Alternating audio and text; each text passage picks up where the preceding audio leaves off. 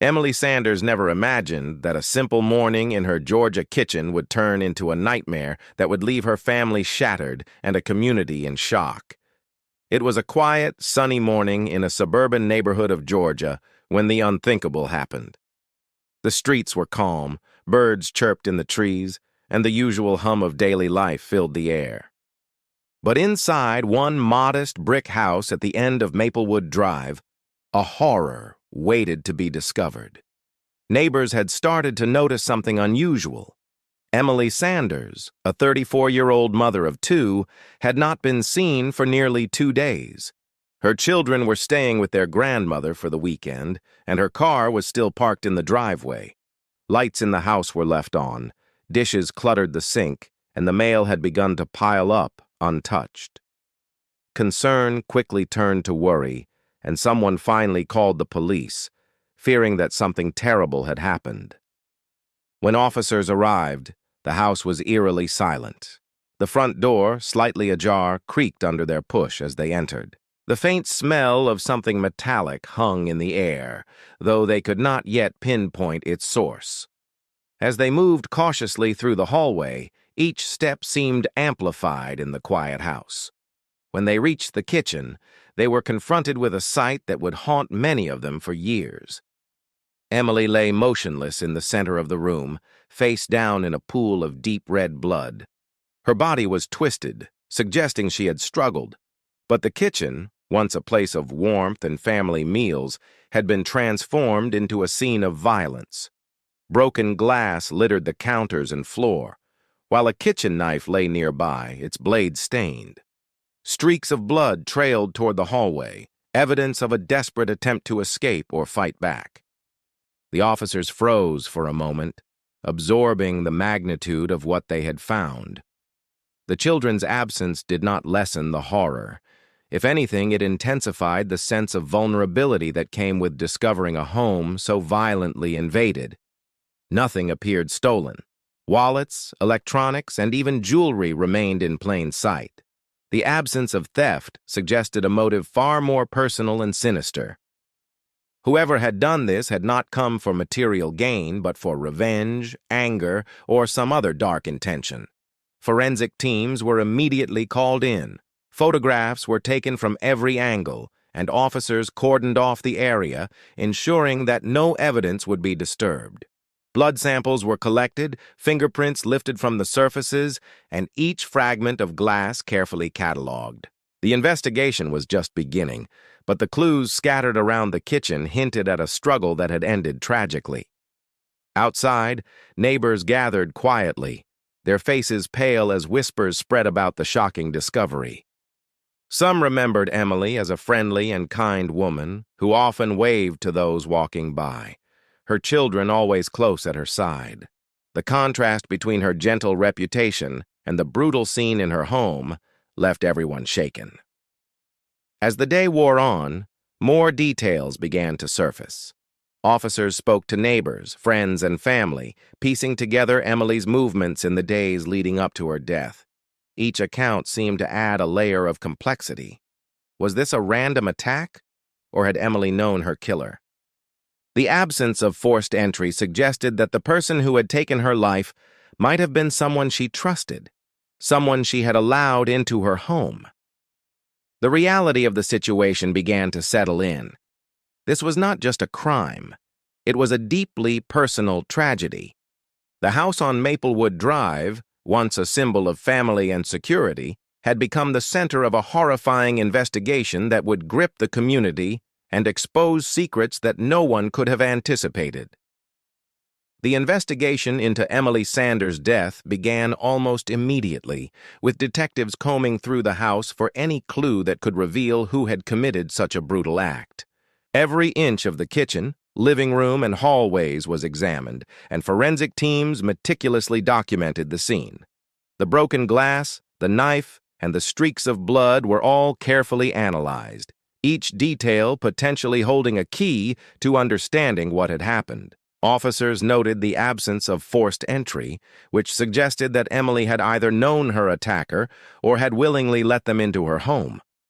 This realization changed the entire direction of the investigation. It was no longer about a random act of violence. It was about someone who had violated the trust of a mother, someone who had crossed the line in a deeply personal way. Detectives began interviewing friends, family, and neighbors, searching for any hint of conflict or tension in Emily's life. The more they learned, the more they realized that her world had not been as simple as it appeared.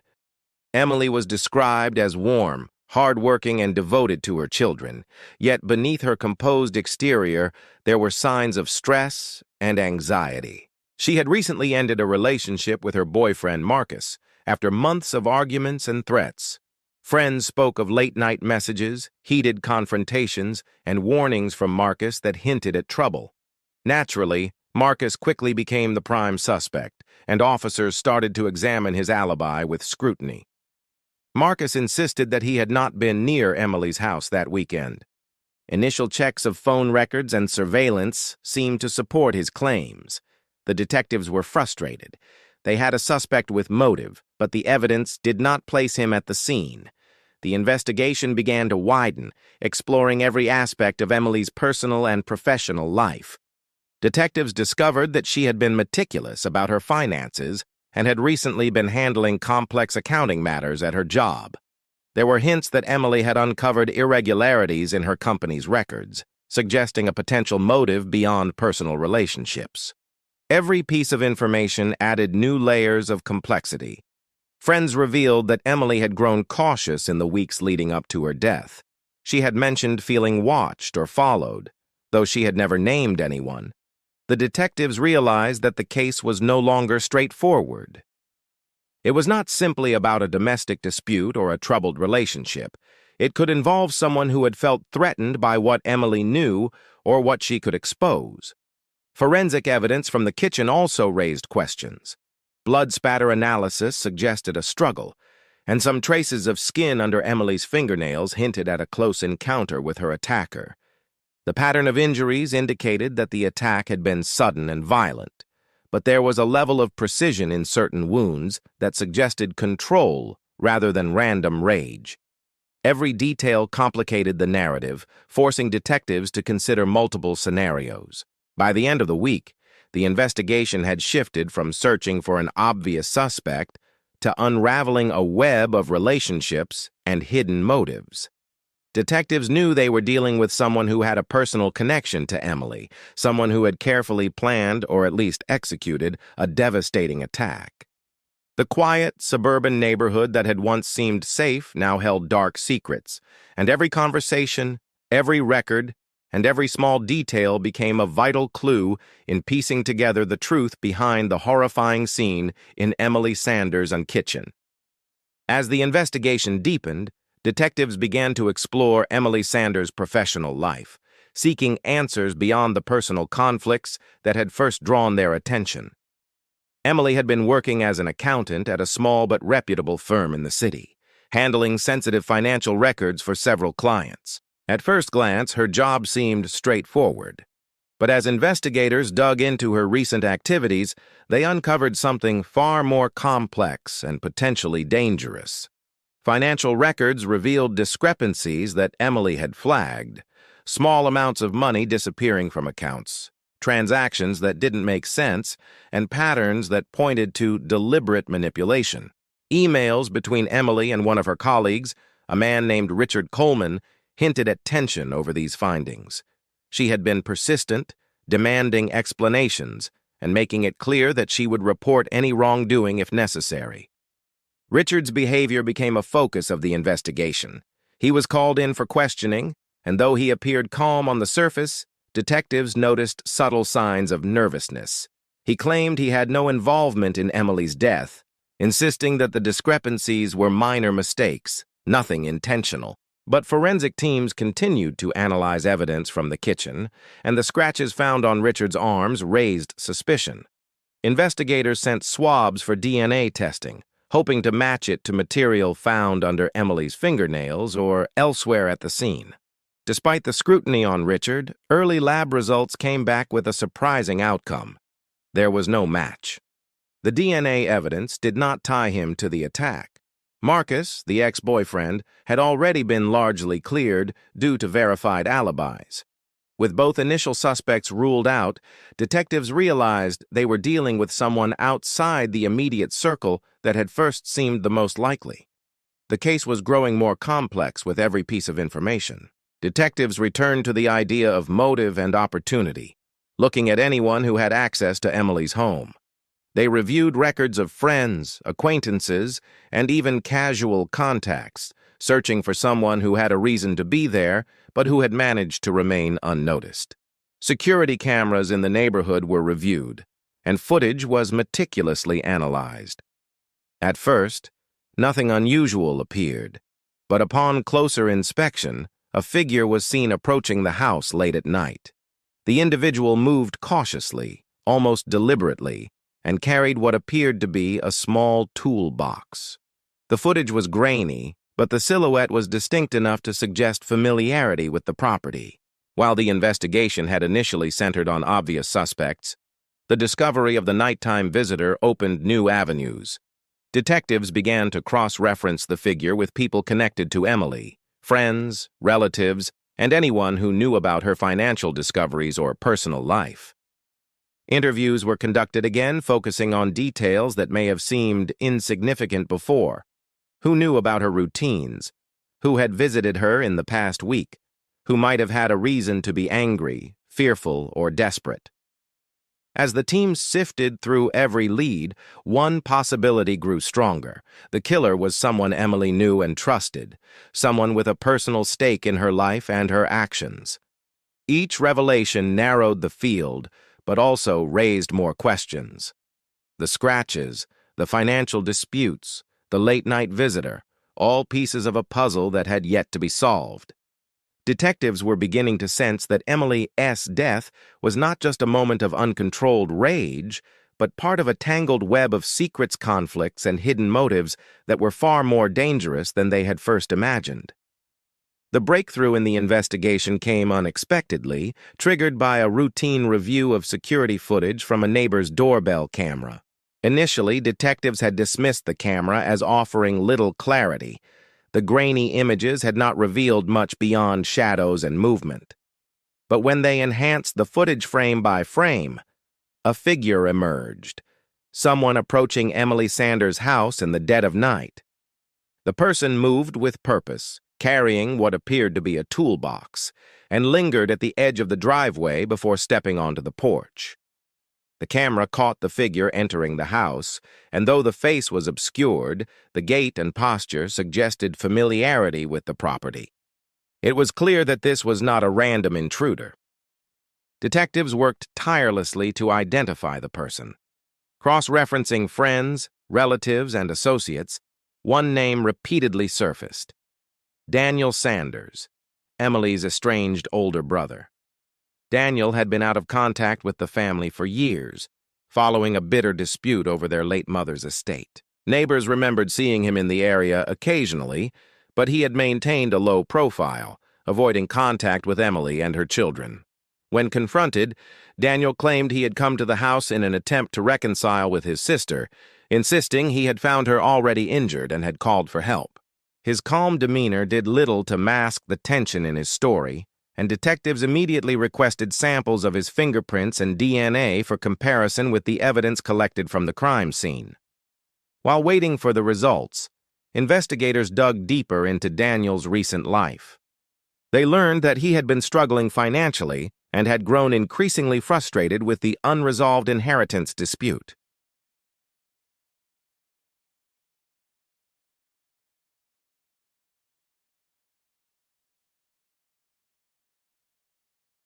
Detectives began to consider the possibility that the attack was motivated not only by personal conflict, but also by financial resentment.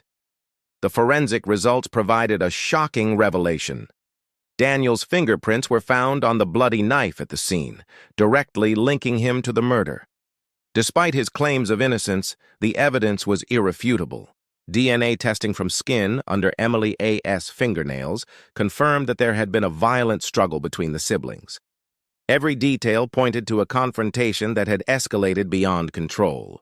Daniel's attempt to explain the scene as an accident or an intrusion by another person began to crumble under the weight of scientific proof. Interviews with neighbors, friends, and colleagues painted a clearer picture of the night in question. Daniel had arrived at Emily's house carrying tools, which he later claimed were for minor repairs. When Emily confronted him about the inheritance and financial matters, a heated argument erupted. The confrontation turned violent, resulting in injuries that escalated to murder. In his panic, Daniel attempted to stage the scene, leaving the knife near Emily's body and breaking glass to suggest a burglary. But his inexperience in committing such a crime became evident in the chaotic arrangement of the scene, leaving forensic experts with the clues needed to reconstruct the final moments of Emily's life. With Daniel Sanders now the central figure in the case, detectives shifted their focus to gathering a complete timeline of events, documenting every movement and interaction leading up to the tragedy. The once mysterious crime began to take shape as a story of betrayal, anger, and familial tension. What had initially seemed like an inexplicable act of violence revealed itself as the devastating culmination of long-held grudges, financial disputes, and unresolved emotions, leaving a community grappling with the painful truth that danger can come from the people closest to home. Forensic experts returned to Emily Sanders' home to re-examine the crime scene with fresh eyes, this time focusing on details that had been overlooked during the initial investigation. Blood spatter patterns on the kitchen floor and walls were analyzed using advanced imaging techniques. What had first appeared to be chaotic and random now revealed a chilling pattern. The wounds inflicted on Emily were not entirely impulsive. Some were precise, showing a level of control and intent that suggested the attack had escalated in stages. The investigators realized that the struggle had been intense, but there had also been moments where the assailant deliberately targeted certain areas, likely in a moment of rage mixed with calculation. The knife, central to the attack, was re-examined under high-resolution magnification. Microscopic traces of skin, blood, and even hair were analyzed, revealing that the exchange of force between Emily and her attacker had been close and personal. The wounds on her hands and arms indicated that she had attempted to defend herself, leaving behind crucial evidence that helped investigators confirm the identity of the assailant. DNA evidence, once matched against Daniel Sanders, confirmed that the brother had indeed been directly involved in the fatal confrontation. Every detail reinforced the growing understanding that this was not a spontaneous incident, but a tragic confrontation that had escalated to murder. Detectives pieced together a timeline from cell phone records, neighbor testimonies, and digital surveillance, reconstructing Daniel's movements leading up to and following the attack. It became clear that his visit to the house was premeditated. He had arrived with a toolbox, ostensibly for repairs, but in reality, it was a cover for his intent to confront Emily about the inheritance and financial disputes. When Emily resisted his demands, the argument escalated. The struggle left both physical evidence and emotional fingerprints, exposing the depth of anger and resentment that had fueled the crime. Daniel's attempt to stage the scene as a burglary had failed, leaving behind enough clues to unravel his version of events. Interviews with family and friends added a human dimension to the forensic findings. They described Daniel as having grown increasingly bitter after the inheritance dispute, frustrated by what he perceived as favoritism toward Emily, and angry at the way she had managed their mother's estate. His growing resentment had been hidden behind occasional attempts to reconnect, but beneath the surface, a storm of anger had been building. Emily's own meticulous attention to detail and her refusal to yield to threats had made her a target for someone who felt betrayed and powerless. As the case moved toward prosecution, the full picture of that tragic night became clear. Daniel Sanders' actions were motivated by a mix of anger, jealousy, and desperation. His confrontation with Emily had escalated uncontrollably, resulting in her brutal death. The trial revealed the stark reality that violence can erupt from the most intimate relationships, and that familial bonds, no matter how strong, can be overshadowed by anger and unresolved conflict. The community struggled to process the shocking truth that the danger had not come from a stranger, but from within the family itself. Emily Diaz's story became a haunting reminder of how quickly trust can be broken and how tragic the consequences can be when private grievances turn deadly. In the end, justice was served through the legal system, with Daniel Sanders held accountable for the murder. Yet the sorrow remained, leaving a lasting impact on the children, the extended family, and the neighborhood. The case became a stark warning, a chilling example of how hidden resentments and unresolved disputes can lead to irreversible tragedy. The memory of Emily Sanders, a devoted mother whose life was cut short in her own home, remained a somber testament to the dangers that can lurk.